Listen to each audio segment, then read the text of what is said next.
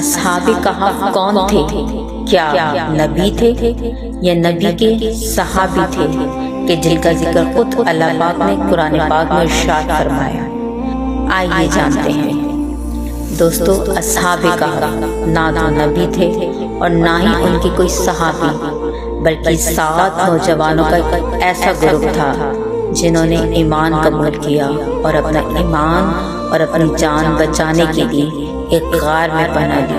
اسی لیے ان کو اصحاب کہف کہا جاتا ہے۔ عربی زبان میں غار کو کہف کہتے ہیں اور اسی نسبت سے ان کو اصحاب کہف یعنی غار والے کہا جاتا ہے۔ یہ بات اس وقت کی جب رومن امپائر میں بت پرستی عام تھی اور وہاں کے بادشاہ کو خدا مانا جاتا تھا۔ اس وقت کا بادشاہ دقیانوس ایک بہت ظالم اور مغرور شخص تھا جو خود کو خدا کہلواتا تھا اور زبردستی لوگوں سے بت پرستی کرواتا تھا۔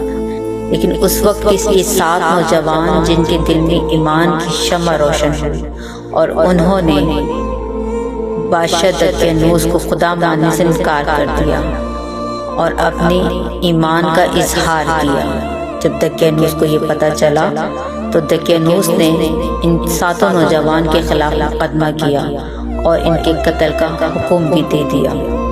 کہا جاتا ہے کہ یہ 7 نوجوان، ان کا تعلق اشرافیہ سے تھا اور وہ بادشاہ کی سلطنت کے اعلیٰ عہدیدار بھی تھے، لیکن یہ نوجوان اپنا ایمان اور اپنی جان بچانے کے لیے وہاں سے بھاگ نکلے اور ایک غار میں پناہ لے لی اور وہاں جا کر ان نوجوانوں نے دعا کی، ربنا آتینا من لدنک رحمہ، اے اللہ ہم پہ اپنی رحمت نازل فرما۔